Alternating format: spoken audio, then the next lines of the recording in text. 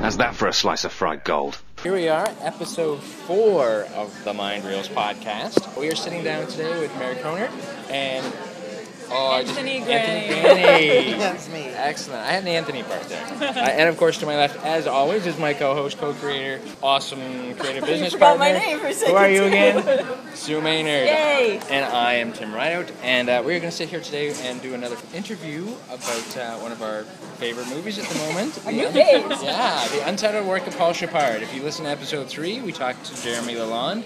Today we're sitting down with Mary and Anthony. Anthony was the producer. Mary was the adorable Sam. Oh, the revelation. Yes. The revelation. Thank you very much. I've tucked that one away for a rainy day. Yeah. It's the first word that came to my mind. As soon as I was writing it, I'm like, there was no other word for I it. think even when we walked out of the theater, actually, we were like, Sam, how great was she? Thanks, guys. Thank you. Seriously. That means a lot. Well, let's start with the easy getting to know you questions. What are some of your favorite movies?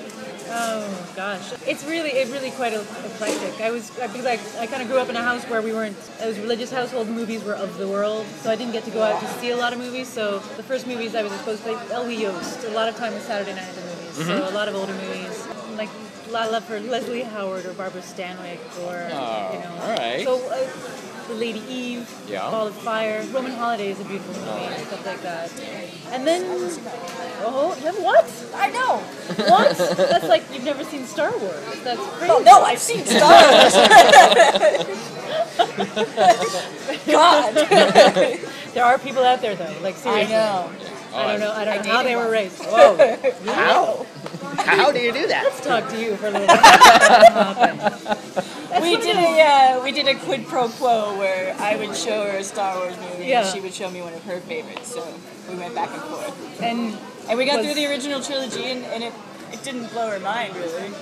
And that's when the We were relationship already ended. university age, so I was kind of like, okay. It's hard though. That's the thing. Yeah. Like for me, because my next going it was Star Wars was one of the first movies I ever saw. And Oh, Star Wars blew my mind. Yeah. Like, it was But if you've already been watching movies for 20 years and you come across that, it's not necessarily the same as when you see it for the first time.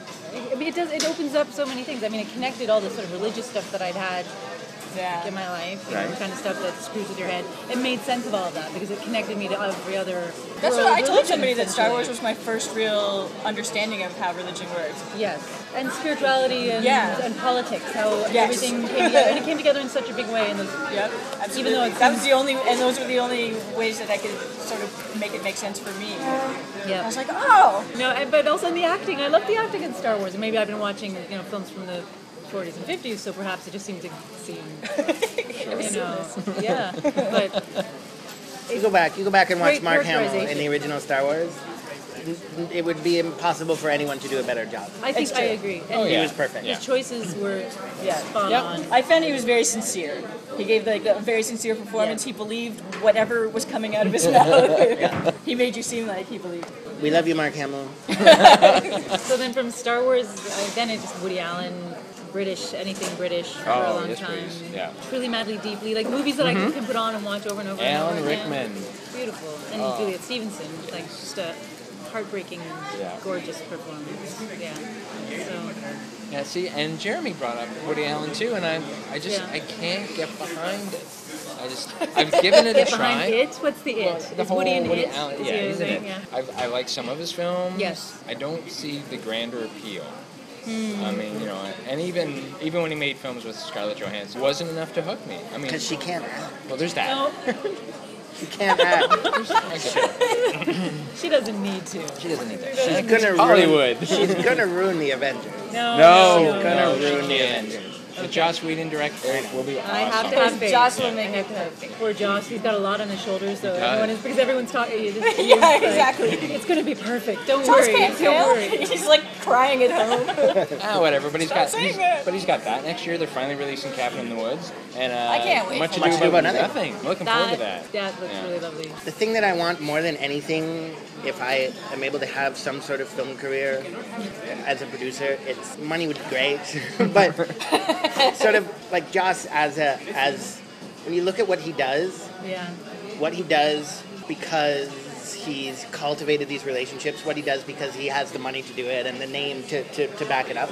But to make an entire feature film for fun while you're editing the Avengers with your friends, who just happen to be, Nathan Fillion and Alexis Denisov. And, Well, that's what a director like Joss and Jer has a bit of this too. That's awesome. He can and use and Dr. Horrible too. I mean, I was going to say to when you shoot did Dr. Horrible during the strike. But it's actors, we like working with people like that. We will go out of our way to work with people like that. People like Chris and Zoe will take pennies a day essentially to work with someone. Well, see, we both walked out of Paul Shepard that night, but we didn't. Sorry, Paul Shepard, and we both kind of didn't mention it to one another then. But the next day at work, Sue was up in the cage, and I went up and talked to her. Did you get the whole kind of Joss vibe off of Jeremy? And we're like, yeah, and like, okay, so you got it too, and it was just hip kind of geek vibe to him. Because Jeremy's a ginger with a beard. That's for you, Jeremy, if you listen to that. But also kind of in the way he writes his characters. Yeah. I mean, Joss and Jeremy, from what I've seen, write really strong, believable female characters. Yeah. I mean, and let's be honest, sure, Paul Shepard, as played by Chris, he's in the film, he's almost in every single frame, but it's the women who carry the film because they're the emotional spotlights, if you would, to kind of shine the light on his problems, if it were. I've always felt that the women in that film move the story forward. Yes. Oh, because otherwise, Paul Shepard would just sit. He wouldn't move. They move it forward. Yeah. And we all know someone like that, I'm sure. Well, and Jeremy said he described them as the ghost of Christmas. Well, what inspired you then to become an actor? Or did you just kind of stumble into it? A little bit of stumble. I think I wanted to be a writer at first. Love reading, love writing, and I think when I started reading books out loud, and that was the beginning, although I didn't know it. And I think combined with my religious upbringing, and you grow up Pentecostal, that's theater. That's a good way to put it. And you're dealing with ginormous stakes every day. It's life and death, heaven and hell, and so using those things as an actor, it just seemed very natural for me at one point. So when I had the opportunity from reading characters out of a book, like out loud, playing all the parts, just made sense. Are you good at reading out loud then? I am so good. Well, if you had to read the Bible out loud every Sunday, then that would be. I had to do that in elementary school.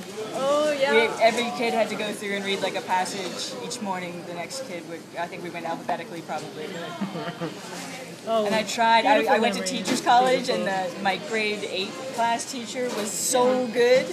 And she had a terrible cold one time, and I was there, and she started coughing, so she stepped out in the hall, and I took over.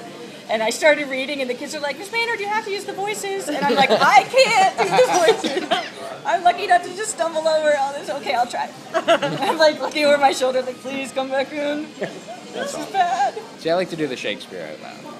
I was always the guy who volunteered to read that in class. Yeah. Like, I had to do I got to read the speech, Mark Antony's speech when they're burying Julius Caesar. And I went to town on it. I'm like, I love this. Well, it's funny.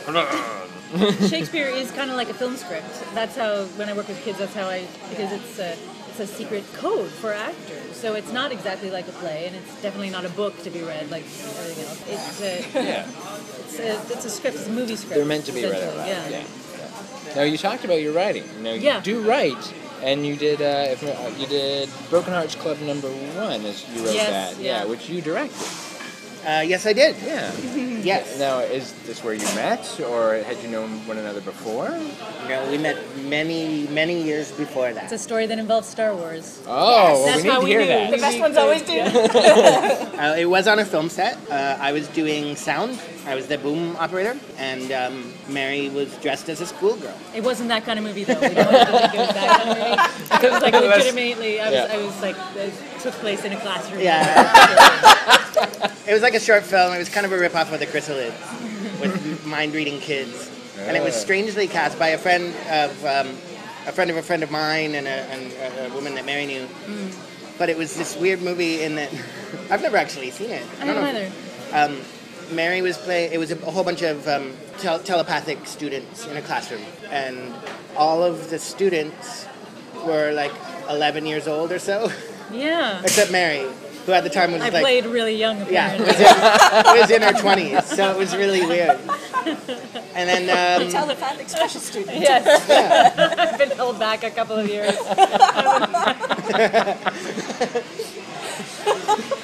There's a script for you, Jared. telepathic special ed student. That's great. Yeah. So anyway, I was taken aback by her beauty, and then we started talking, and she was nice to me, and we started talking about Star Wars, and she knew it like as well as I did. That's always good. Yeah. And she was cheating at Scrabble with an 11-year-old. She was like making right. up words. He Playing an deserved 11-year-old at Scrabble. He deserved it. He really did. But yeah, you called me on it. And then, I called you on it, and then it was all went from there. Yep. That's awesome. Much more complicated than that, but not for this podcast. Yes. He gave me his Princess Leia soap on a rope. I did. Wow. I have Princess Leia soap That's how I knew he loved me. from 1977. I had a bar of Princess Leia soap still in a box, and it said on the back of the box, "Lather up with Leia, and right. you'll feel I like a remember princess that. too." Yep. And I gave that to was May. making fun of that in her. Yeah. Oh, you saw the show? You Yeah. did? Yes. Oh, so funny. I love the book. We have the book, yeah. Yeah. Yeah, and she didn't run away screaming. No. And I also, at the time, had Star Wars blankets on my bed. Nice. And she also didn't run away screaming. And that Are you was kidding? That's brilliant. One of my friends gave me Star Wars blankets for my bed now. Oh, Nice. Yes. Yeah. And my godmother gave me her son's like original 1970s Star Wars blankets. Actually, they might be Empire blankets. I have Empire Still the Strikes Back sheets. curtains. They're not up, but I do have them. God, I love it. We're I such put the geeks. comforter on the bed sometimes. Blue comforter. But yes, we try to collaborate. Just getting back to the work stuff. Yes, Broken Hearts Club. We collaborate from time to time, but we really do need very clear lines because we're both very opinionated people, and that's one of the only places where we will have Yeah. huge arguments. Creatively, we argue a lot. But if there's a lot of definition, like as director and actor, we work really well together. As co-producers, we don't work. So much. We don't work well together. Well, good stuff happens. It just takes a lot longer to happen because. Because of the tears. Yeah, and a creative Yes. argument My though, is tears. good because Yeah. that way you get so much more. You might find something you didn't see before. yeah. I just get frustrated because ultimately Mary is always right. Thank you. For You real. said it. For real, she's always right. It's there now. It's Fantastic. official. And it Yeah. makes me feel bad. It's like, but I'm supposed to be the producer. How come you're better at it than me? You've already got But it. Okay, never mind. I'm better. I'm better at math, though. I'm good with the numbers. Which is important as a producer. Yeah. Because I'm lazy. Jeremy's wife read Yes. one of the first early drafts of Paul Shepard and told Jeremy right off the bat that you're Sam. You were Sam. Isn't that How nice? did you feel about that? Because apparently she championed you right from the beginning for this role. Emily was lovely, and so it was great to go up. That was the first reading, and I brought Anthony along to it. And it's funny because it's usually sleeping with the producer gets the actor the part, but in this case, it kind to of worked earn it, in yeah. the reverse. Anthony got involved through me. So, I did. Yep. And Breaking yeah, stereotypes. casting couch is a lie. I don't know. Going out for the read, I knew him immediately as soon as I read the script that it was just he's pretty young. It's one of his first feature that he was getting out there, and it was remarkable. Just the characters were so alive. What they wanted was so clear. It was fun. And like we already talked about, the female characters were very well written. So much fun to play. And that night at the reading, I don't know. It's just I could relate to Sam in so many levels, and it was frustrating also to see something and know that it might not move forward because readings happen all the time. Yeah. So both Anthony and I, right immediately after the reading, we were like, "This film has to happen. We can't let it not happen." Yeah, and that was the first night I met Jeremy Yeah. at that reading.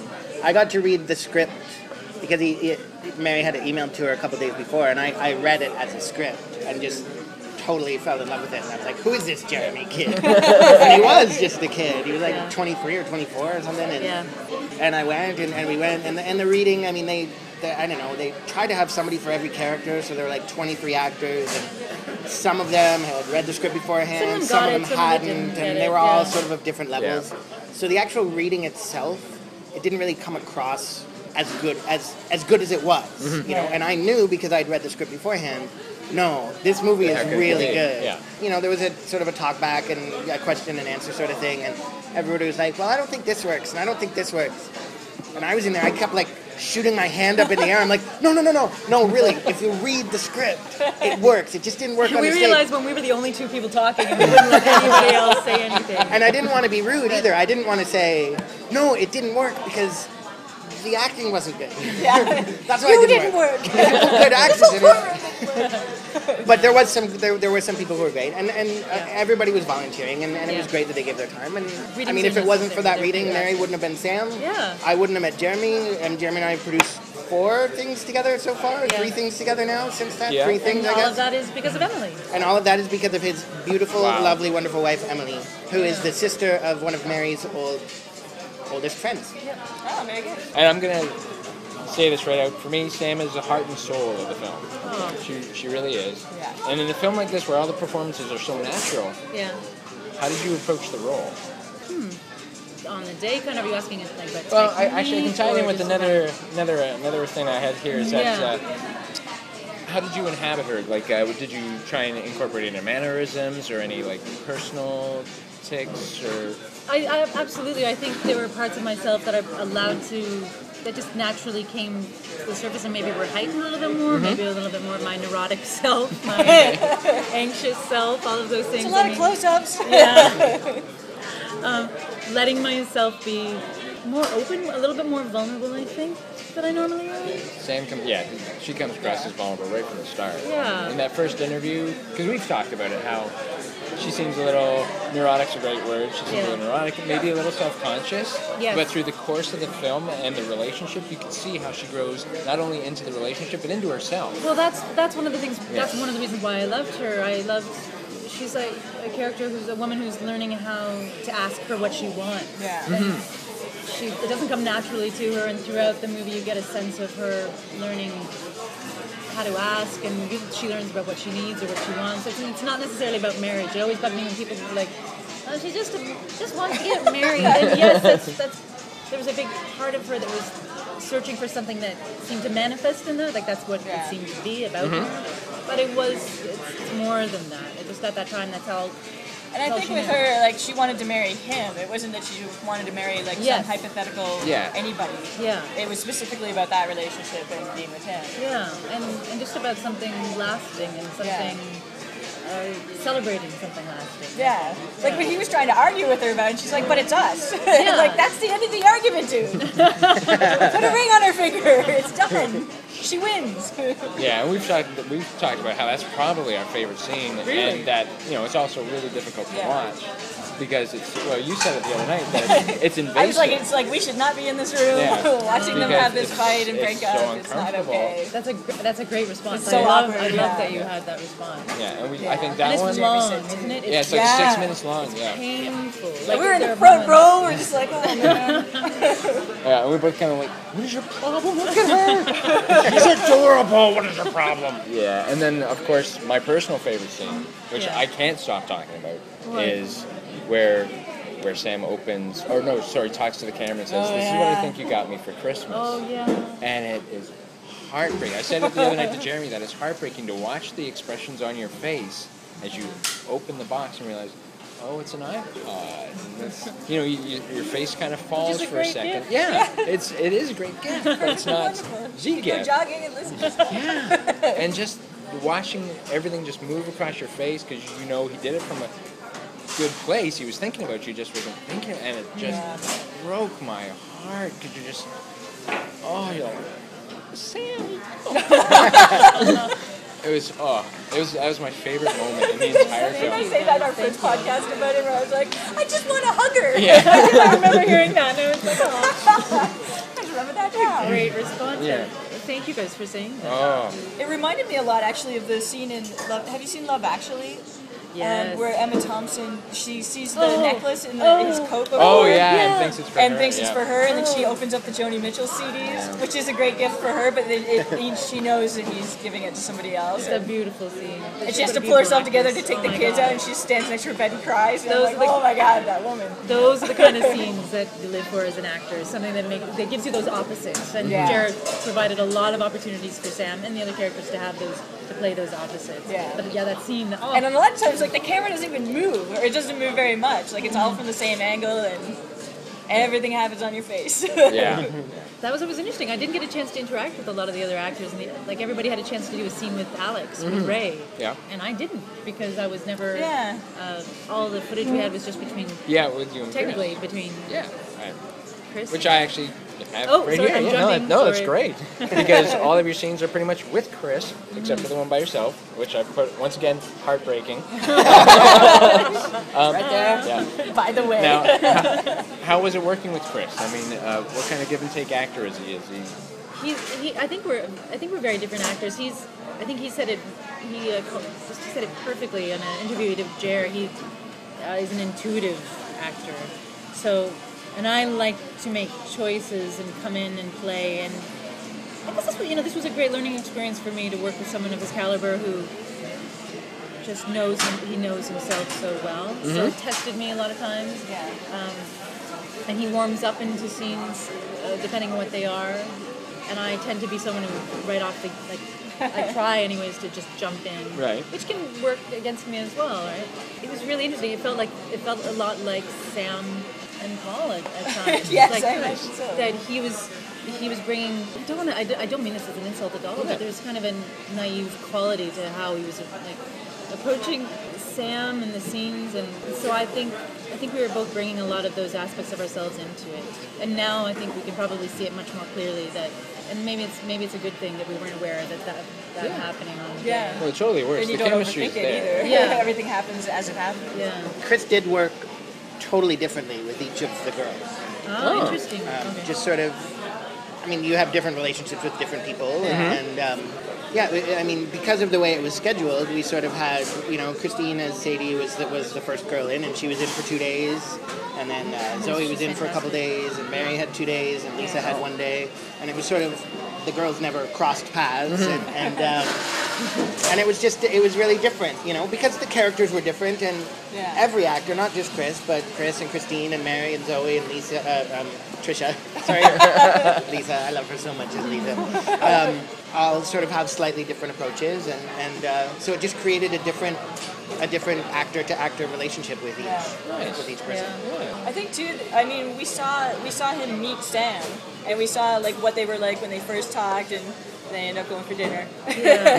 Which And then, I think, can I interrupt for a second? Yeah. You guys, I think one of the funniest lines in the script is when Paul is doing the voiceover and Sam says, or he says, if you suck, I'll take you out for dinner, and then he says, and that night we had lobster lobster. dinner. Yeah. And I saw you guys got that in the review, and because yeah. I think that's one of the funniest lines, and I think a lot of people don't catch that the implication is Yeah. that Sam really sucked in her. We didn't see any more of the interview. And Yeah. they That went was for it. lobster dinner. So sorry for interrupting, but I'm glad No, you that guys was caught just the that. one difference that we didn't see him at the beginning of any of the other relationships. It was always after the fact. We saw the pictures of him and Zoe. Yeah. And And Jeremy. so many pictures Jeremy of Zoe. sneaking himself into the movie. I heard bits of poetry from Sadie, and Lisa was like just the mystery that happened in high school.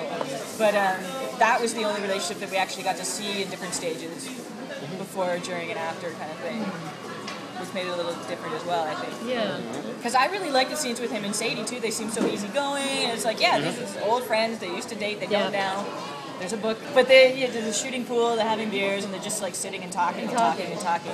We're really just relaxed. It was like any good friends that have been known each other for a long time and know each other well, and have gotten past all the things that can happen when you're dating. That's interesting. I guess I never thought about that too. The scenes shot with Sam, they were different kinds of scenes compared to because they weren't really discussions. They were almost pivotal moments in the relationship. So a lot of them were Chris and I as actors were walking into these crisis scenes or moments that just these moments. The moments that like the story was told over the collection of moments, but the scenes only the argument scene I guess had an arc within it that was really quite clear. Yeah. So that's interesting. I hadn't thought about that before. And the one where they're spying from the bushes, and Sam doesn't even know she's on camera. Yeah, that one, I suppose that one. And that was, because he was awkward in that. He didn't know what to say, and he kept like shifting on the bench and stuff, and then pan to the cops. That was a longer scene, lovely, actually. isn't There's quite a bit more dialogue on the bench Oh, man. that we had to cut, but we'll put it Deleted back scene. for the special edition DVD. Yes. Yeah, and we want to get all the ladies together for that Yeah, one. Jeremy was saying that they want to do a commentary where you're drinking and you've got random questions to answer. The girlfriend commentary. Yeah. Yeah, that'd be Awesome. fun. Now, you've seen the film 11 times At now? least, I think. Yeah, maybe more.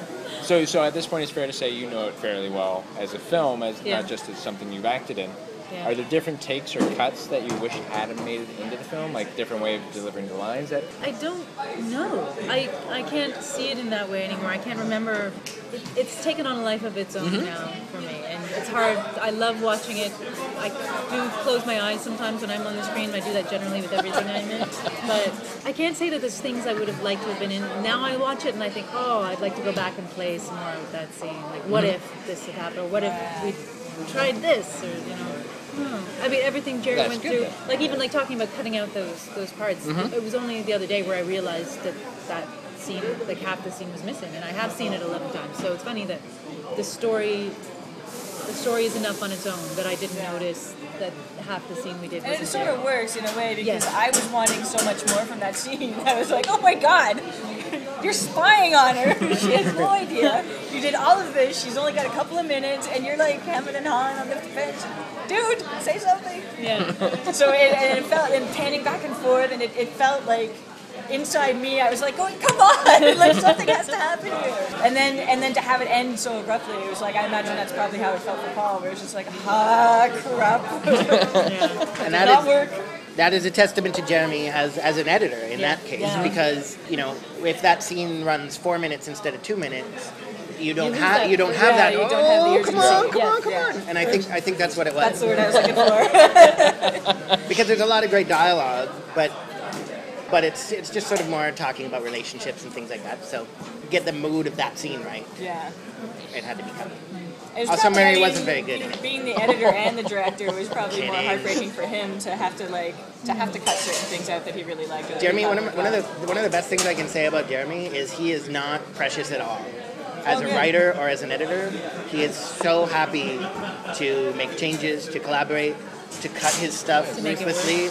Like it's usually the opposite. It's usually me. I'm supposed to come down and say, "No, you're being too self-indulgent." I've actually got Just that not written, need something to like be that written down. Braveheart. But I talk to, I'd be like, "Really, Jeremy? Are you sure we need to cut that? Can you leave that in?" And he's like, "No, we need to cut it." And then we cut it, and of course, like, "Yeah, You're no, crying you're right. off the Yeah, no, that's right." Oh, but I really miss that. I really loved it. He's like, "No, okay, Dealing as a producer yeah, and Canadian film, yeah." how did you determine that this movie could be an acceptable risk, being its producer? Well, the beauty of this movie is, and I didn't listen to Jeremy's whole podcast, so forgive me if we're repeating things, because this is sort of the line that we gave to 8 million people as we were trying to raise the money for it. Yeah.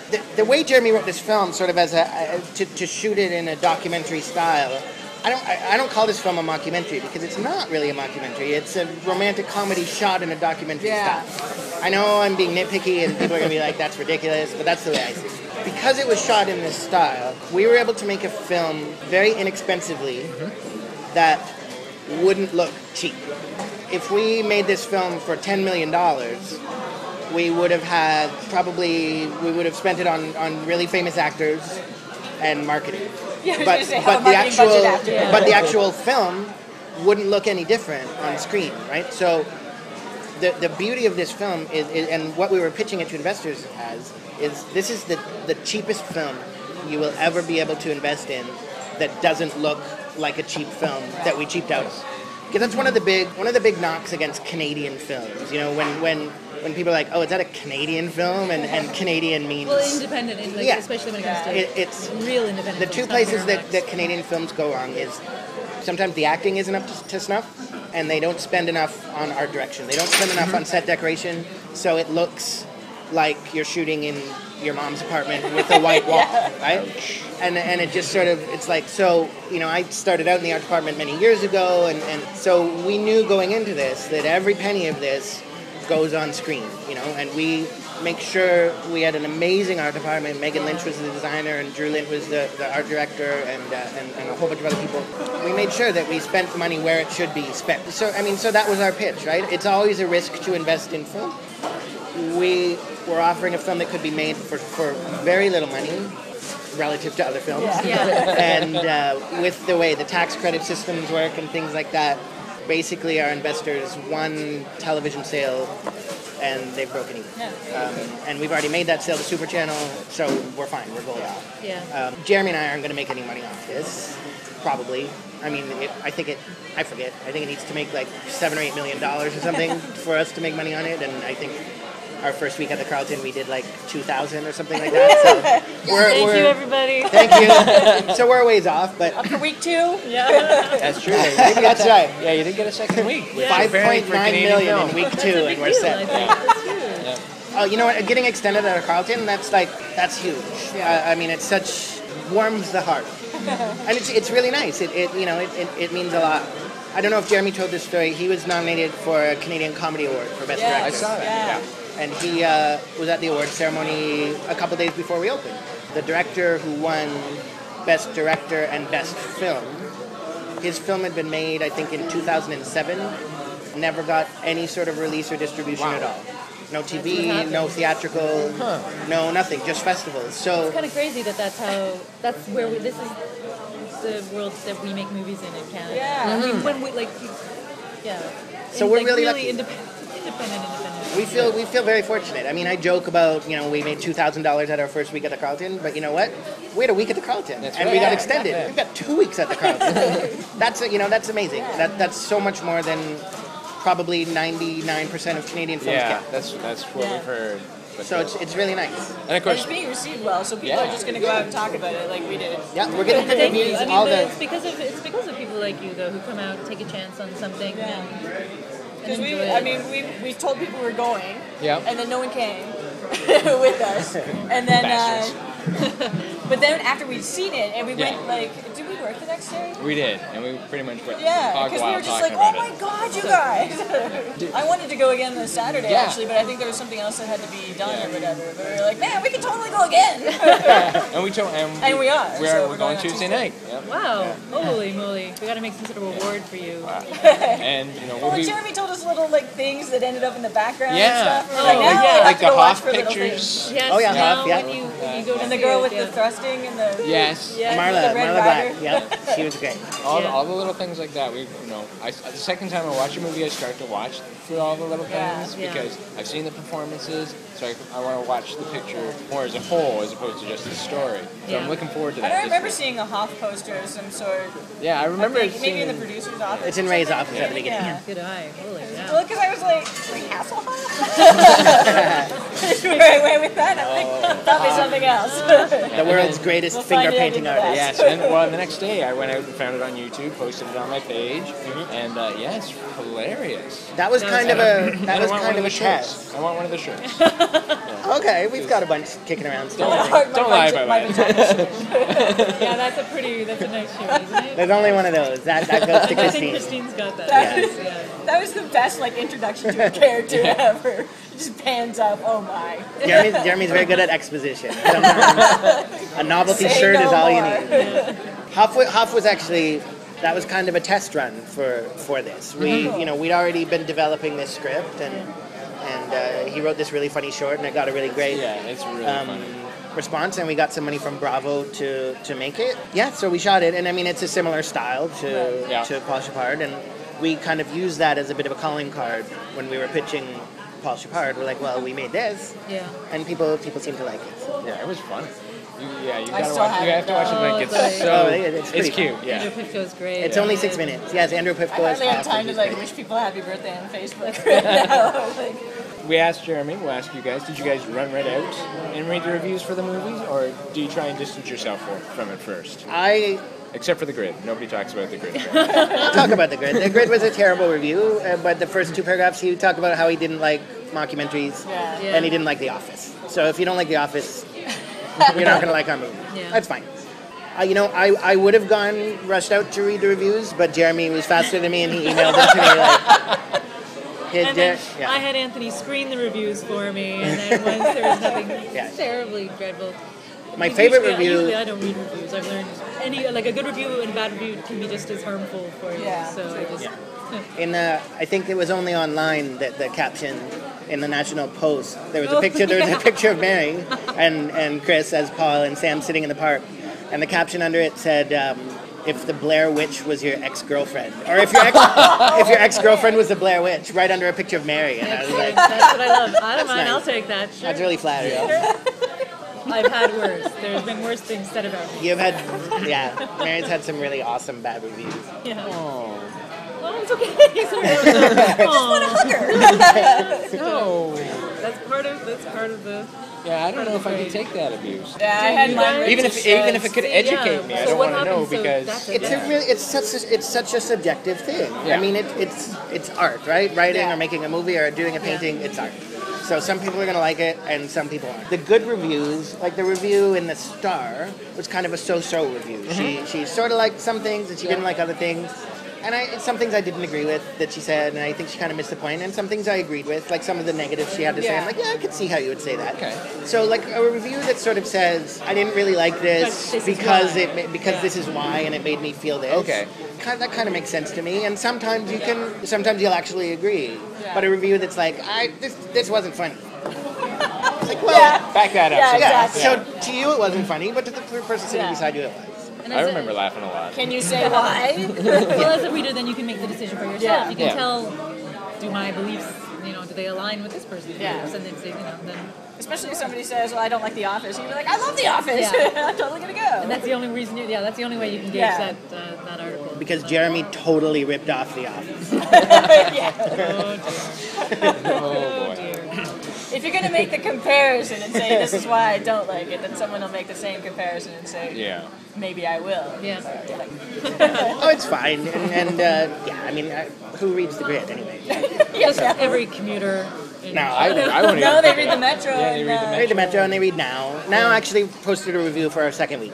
Really? Yeah, we got 3 ends and then Sumi sent some pretty nice stuff. Right before we sat down with Jeremy, I went out and read the other reviews just to see what people thought. But I haven't read the Now. It's really nice. Like the review in the Post was really great. It was really satisfying because he, much like your review actually, you guys and the guy in the Post, I don't know his name, they saw the film that we wanted to make. Mm-hmm. Yeah, that's always, And that doesn't, I'm not saying that the other people who didn't see it the way we wanted them to see it were wrong. Right.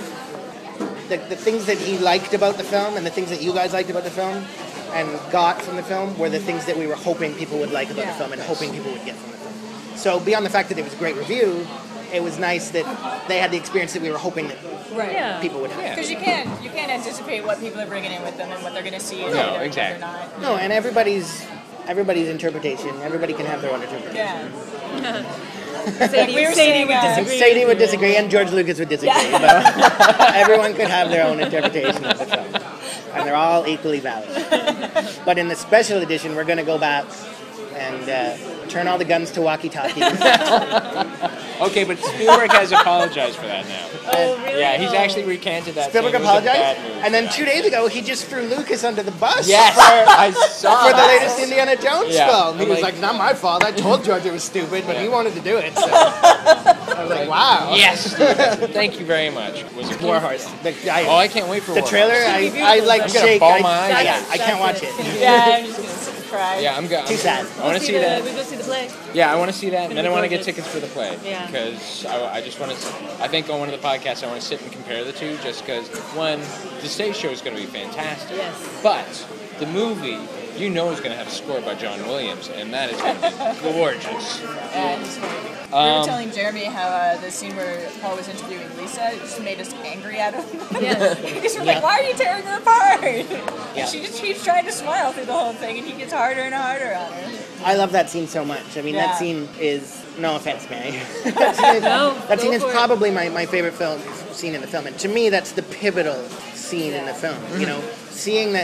Seeing that Paul just can't understand how Lisa could be happy is the most telling thing about Paul at all. Yeah. And you guys said this in your review, and it's funny, some of the things you said in reviews and like the exact phrases you used in your review. We've used in the were past. like when Jeremy and I are having having conversations about the script. Or when we were, you know, it's like and the first reading. At the first reading, those are the kind of things we were saying. But this is because Right. Paul. I mean, the whole key is Paul's not a bad guy. No. He's not an asshole. He just kind of sucks at relationships. Yeah. He really sucks at relationships. But not because he's a jerk. No. Just because he's bad at relationships. Yeah. You know, and so this scene with Lisa, it just sort of shows. I get it.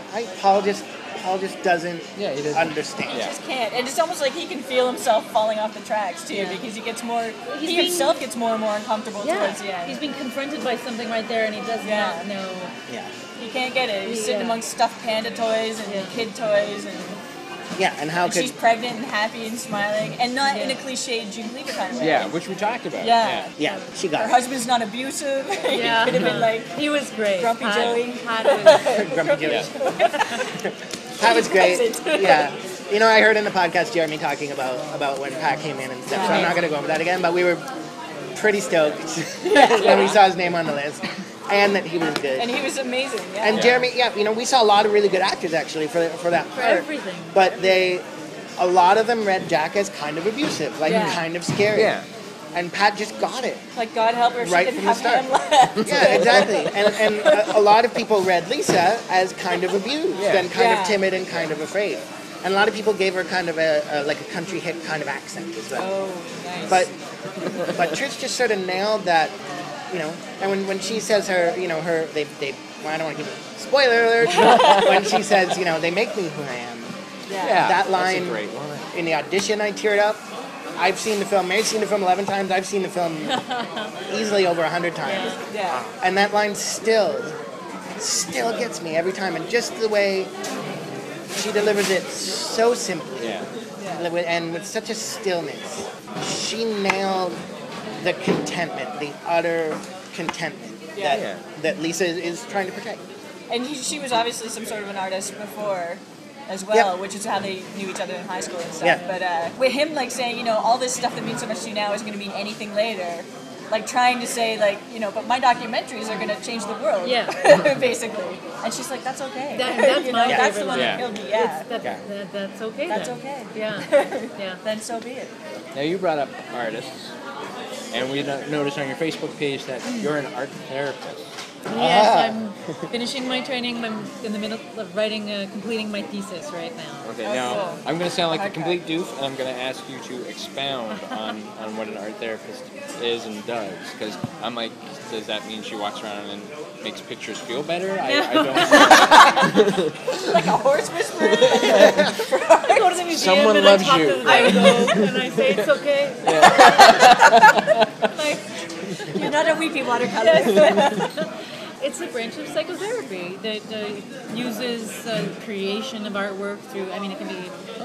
I lean more towards the expressive side, but the school I went through, trained when it started, it was primarily visual art. But you can use drama, you can use drama, visual art, writing, anything that's creative, that takes something from the inside and externalizes it in a concrete form that can be witnessed or shared by Which others. is what a lot of artists do anyway. That's therapy. Yes. Oh, well, that's it exactly, right?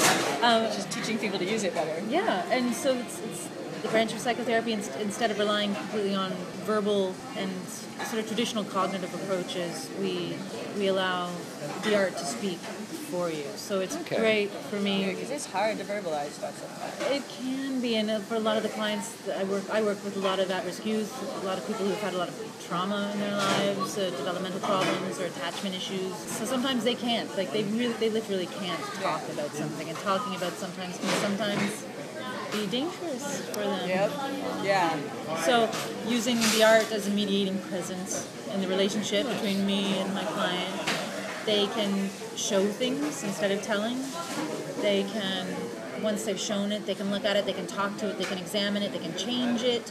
It's just so much you can do. And anyone who's an artist, anyone who's written anything or drawn anything, doodled, I mean, you have an idea of how powerful it can be. Yeah. So, I had a therapist once who tried to get me to just scribble on a piece of paper. yeah. Because I was angry, I guess, in the session, and she could see I wasn't letting it go. And, Yeah. and she's like, "You're making me tired. Like, I can't even look at you." And she wanted me to, she's like, draw, right? Just scribble on the page, whatever. Yeah. And I pictured like whatever utensil I used, just like carving into her desk. Like it was just gonna go right through the paper. I'm like, I can't do that. Like I don't know what to do. And I couldn't contain it, and I couldn't let it out. That's so. where I'd hand you a big, thick sheet, Yeah. stack on paper, and I'd go, love it. go for it. I mean, it has a place, right? Yeah. Sometimes And I was envisioning, I'm like, that kind of would make me feel better, but I'm gonna break stuff, and it's not gonna be okay. It's funny because we have just this approach to anything, this sort of preciousness with art. And it's the same thing with being an actor. When people talk to me about, oh, you're an actor, oh my God. But no, it's a job like anything else. Yeah. Yeah. But it's fun. Yeah. And You can crumple it up and redo it. Yeah. You can erase it and fix it. you break the pastel. I had a teacher, it was great. She said, now you have one for each hand. That's awesome. So I mean, it's just another way of using self-expression to work through. Nice. Yeah. I was thinking all those like trust games in drama class and stuff were pretty telling in some cases. You take a whole bunch of kids, put them in a theater school or drama class, and you say, this is not therapy.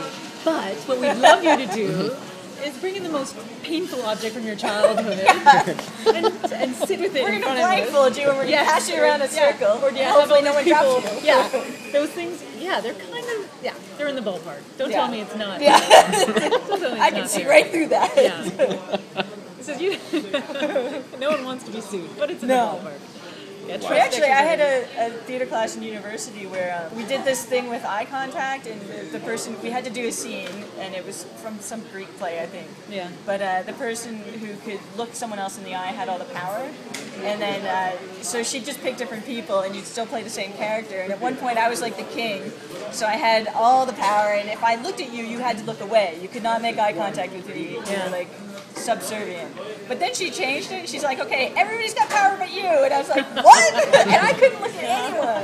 And there was 4 other people in the scene with me, and I was like looking around, and I kept backing up, and I hit the blackboard, and I'm like, can we stop? I want out of this. I don't remember my lines. I don't care. Yeah. I'm a sad king.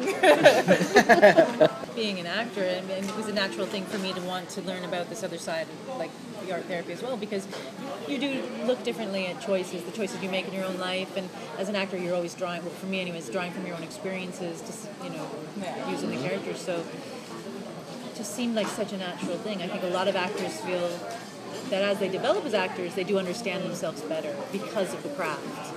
And so it was a natural progression for me.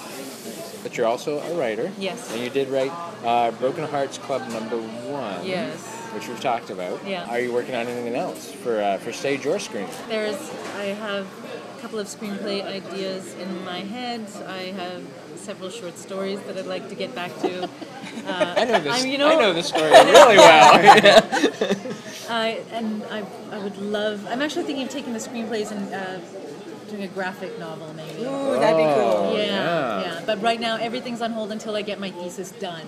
103 pages so far, for those who are counting. Wow. So it has to. Yeah. When I get that done, then I'm free to go back and. Good on you.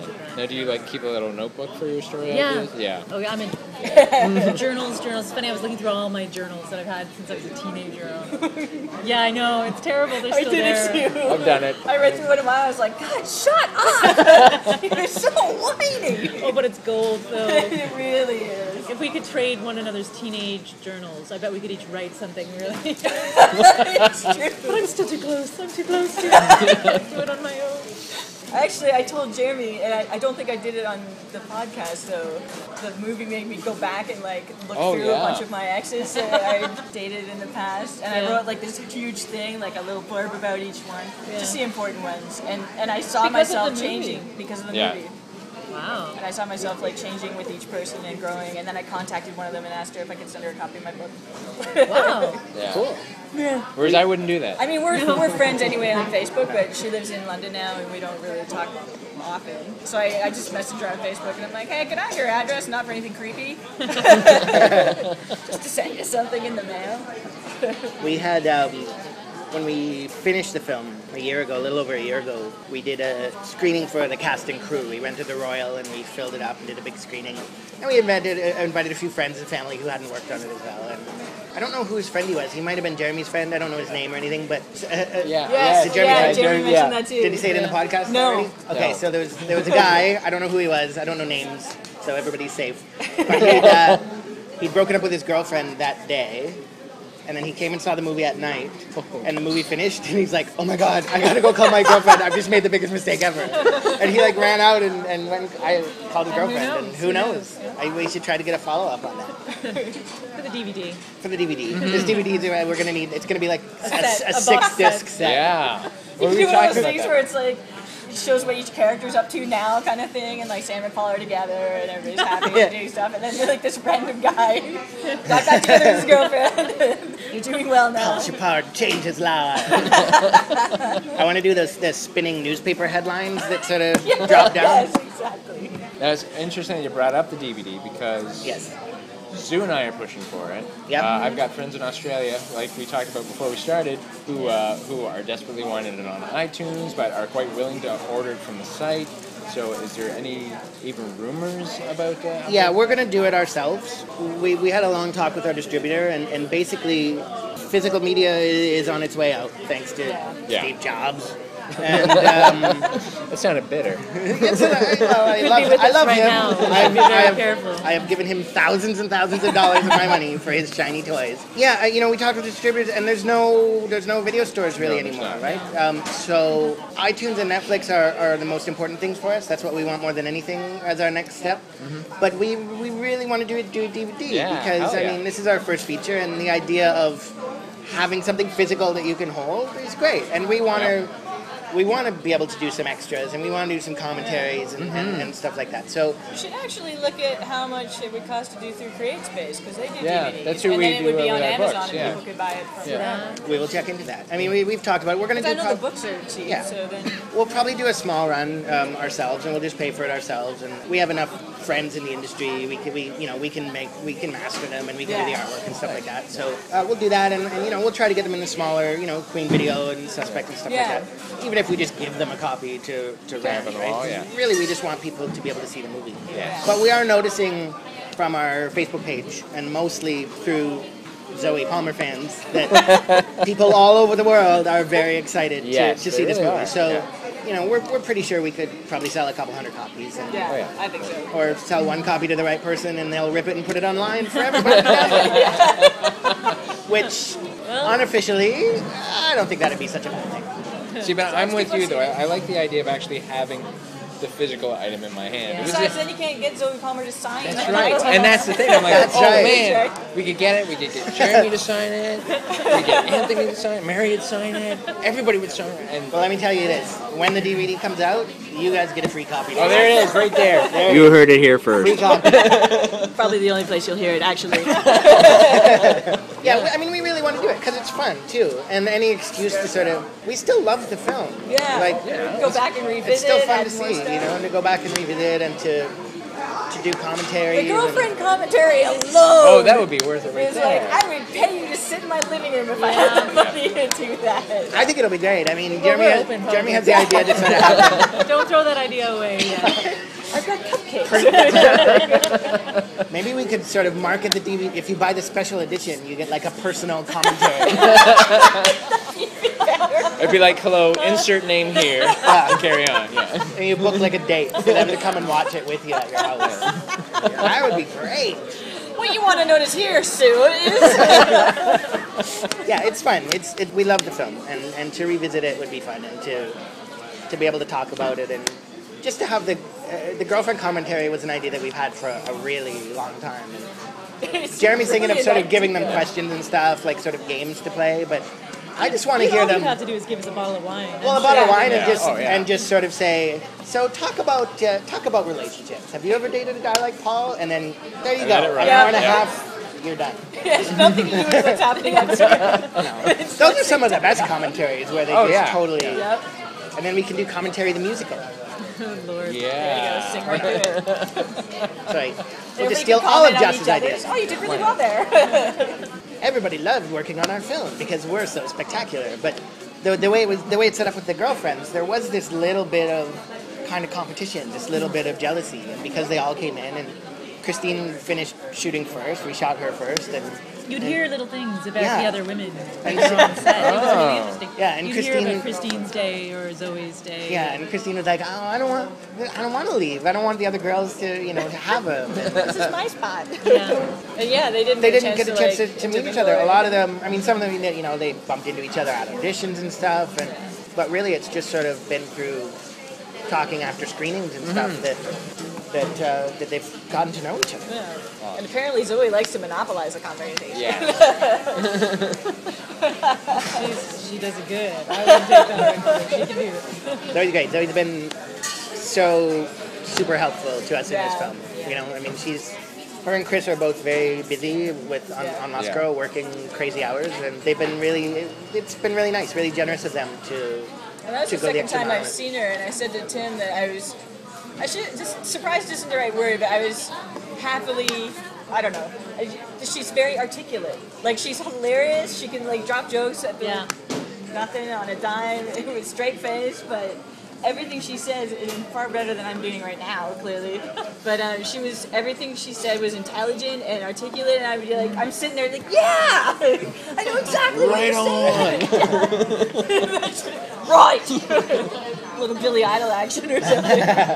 I found I liked listening to her speak about whatever, whether it was Lost Girl at the panel at Fan Expo or Push Apart, because everything she said was just informed my experience even more. So. Yeah. Somebody's posted, I hate to direct traffic away from your lovely blog, but somebody has posted, and we put it up on the Polish Apart Facebook page. Someone took a really grainy iPhone video of the I saw Q&A. that. Yeah, those are the people right behind us. So if anybody wants to see the Q&A with Mary and Chris and Zoe and Trish and Paul De La Rosa. It was very funny as well. Maybe we can link to it or something. Yeah. We can put a link up so that people can find it that way too. Because I wouldn't mind watching it again. I was so aware of like a little camera right there. Every time I looked at you, it was like... They were very awesome. Exactly. The three little nervous Lost Girl fans. Yeah. I heard you guys say Yeah. They were so cute and so sweet. I had my camera with me because I knew everybody was going to be there for the Q&A, and we were in the front row, and I was like, I can get great shots from here. And then after the movie was over, I just wanted to like absorb everything. Yeah. I didn't even go for my bag. I just left it in there. I was like, good sign. Yeah, I shot a couple pictures because I knew right then and there I wanted to write a killer review and then get some pictures to go with it. Yeah. And as a side note, as soon as those two pictures that we used went up, they were grabbed and used on every other Zoe Palmer website there is. I'm like, I just wanted to take those pictures and then just kind of put my camera away and just listen. Yeah. Because it was almost a communal experience. For the most part. I think I did a fabulous job as a moderator. You great job. Thank you. But it was. I think it's also a sign that everybody really cares about the film and they love the film, and it is. It's a bit of a family, when people come out. You know what else just happened? I'm gonna get all political. It's gonna be a political podcast. All right. It's going to be So a long podcast. I don't know. Jeremy Maybe like a little theme song or something. So Jeremy lives in the beaches. He is fortunate enough to have an NDP member of Parliament, whose name I don't know.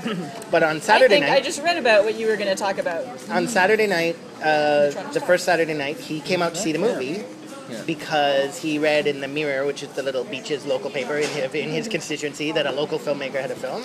And he thought, I'm going to go support that. So him and his wife came inside, and I was like, wow, that's why everyone should vote NDP. And I'll say, everyone should vote NDP. And because that's really awesome. I mean, he's supporting one of his constituents. He's a busy guy. Yeah. He came out on his Saturday night. He gave his time. He gave his money. And Jeremy just found out, he just sent Jeremy an email that he was back in town again from Ottawa on Friday night, and he went back again and brought a whole bunch of other MPs to see the movie. That's awesome. So NDP MPs and the right-wing newspapers love our film.